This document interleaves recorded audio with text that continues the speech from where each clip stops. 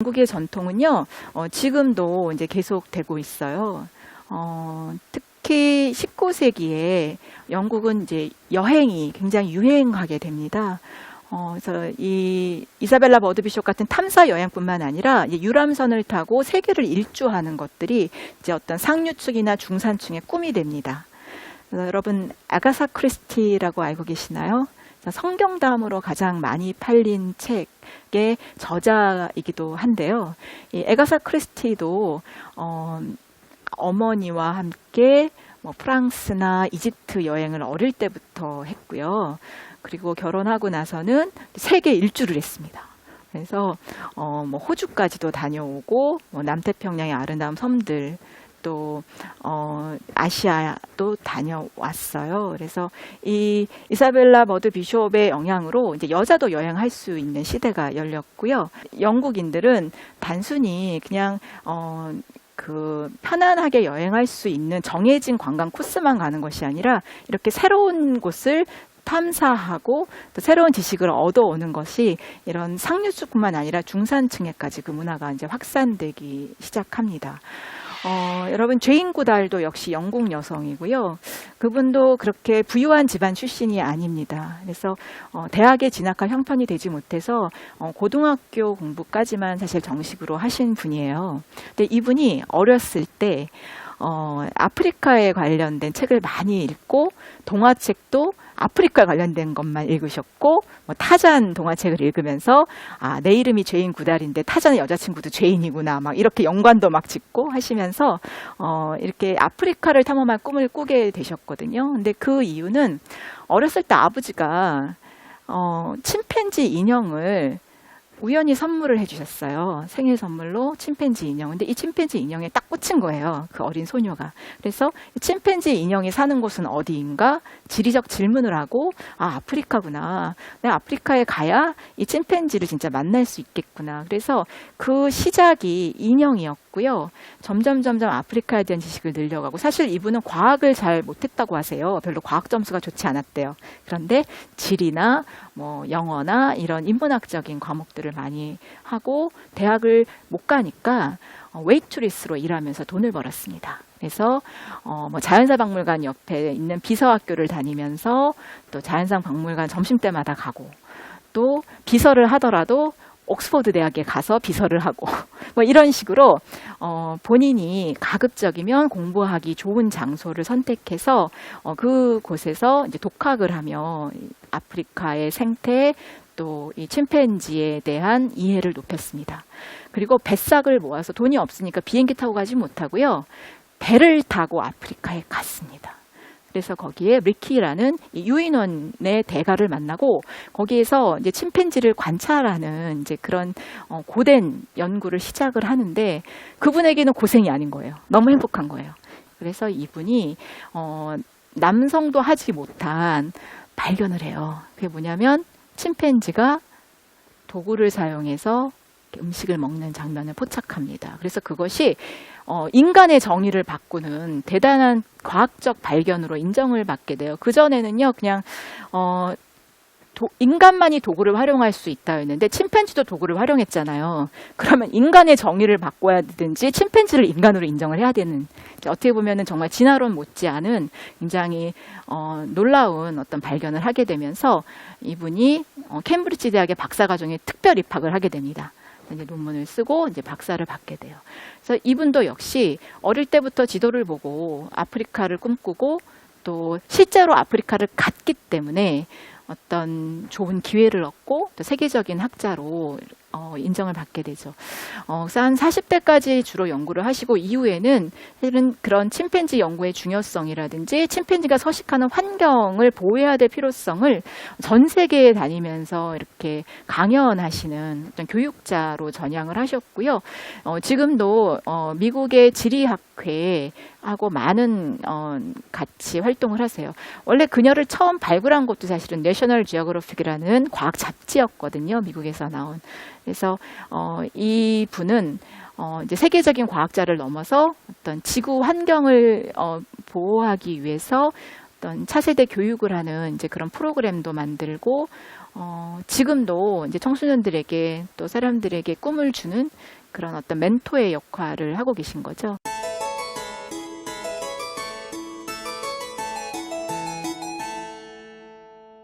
세계로 이렇게 용감하게 나아가는 이런 영국의 전통은 지금도 계속 이어지고 있어요.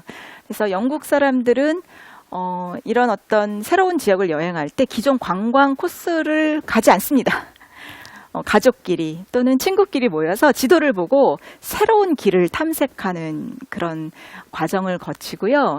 그것을 굉장히 만족스럽고 또 행복한 여행의 어떤 기준으로 삼습니다. 남들이 안 하는 것을 하는 것, 또 새로운 낯선 환경에 나를 두고 또 나가 정말 어떤 사람인지를 발견할 수 있는 기회로 이제 여행을 활용하는 것이거든요. 영국은 이제 야외 조사 전통이 굉장히 강해요.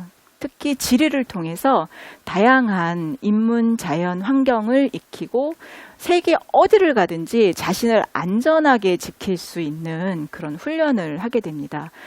특히 안전에 대해서는 영국이 세계 최고 교육이다라고 할 정도로 모든 것들을 다 꼼꼼히 이렇게 따지는데요. 예를 들어 답사를 가기 전에도 어떤 위험 요소가 있는지 1단계, 2단계, 3단계, 4단계를 거쳐서 교사와 학생들이 충분히 준비를 하고 갑니다. 그렇게 하니까 이런 평범한 이런 관광지에 가서 사진만 찍고 오거나 어떤 박물관에 가서 단순히 숙제를 하고 오는 체험 활동이 아니고요. 낭떠러지, 바다, 이런 곳에서 스스로 자신이 어떤 상황에서도 자기 몸을 이렇게 안전하게 하고 공간적 의사결정을 잘 할 수 있는 그런 방법을 일단 국내에서 배우고 그다음에 이제 해외로 나아가는 전통이 있습니다.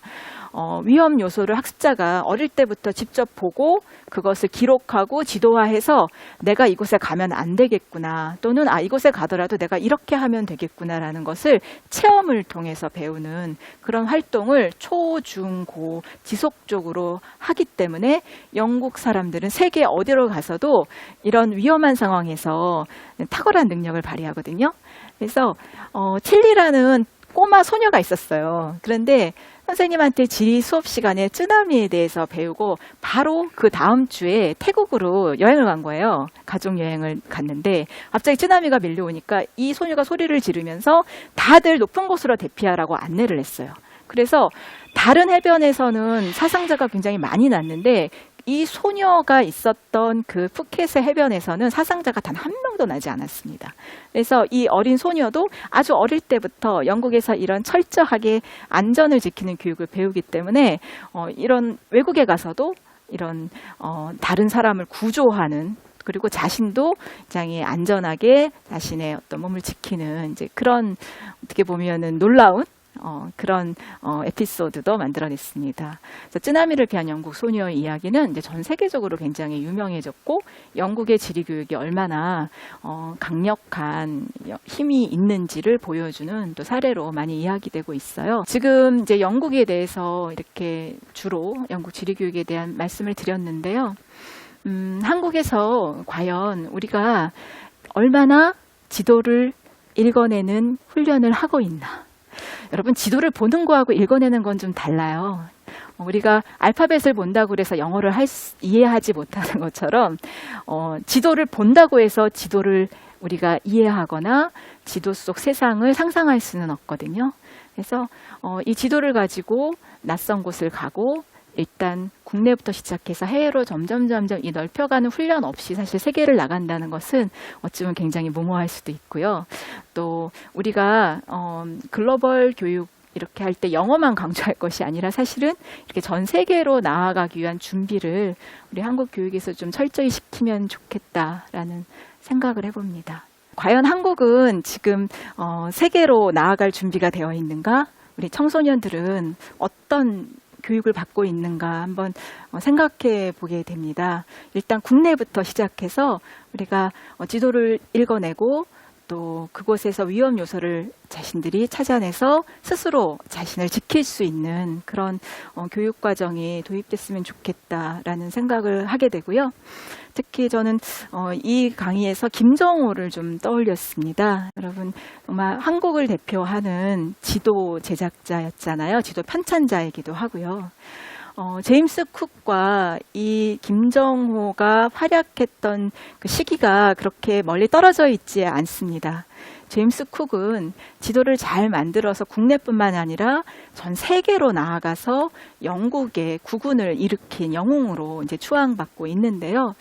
만일 우리 김정호 지도 제작자가, 김정호 지리학자가 한국에서만 지도를 만들었고 독도도 가지 못했거든요. 그래서 그게 저는 참 안타깝습니다. 만일 국가적으로 이 제임스 쿡처럼 김정호를 지원했다면 정말 독도를 넘어서 일본 또는 아시아 또 전 세계로 나가서 지도를 만들 수 있었다면 지금 한국이 조금 더 위대한 나라가 되지 않았을까라는 생각을 해보고 우리가 김정호라는 이 지도 제작자의 어떤 업적도 생각해보고 또 이분이 그렇게 전 세계로 뻗어나가지 못한 그런 아쉬움을 이제는 여러분들이 이어받아서 그 세계로 나아가고 지도를 다시 들여다보는 그런 계기가 되었으면 좋겠습니다.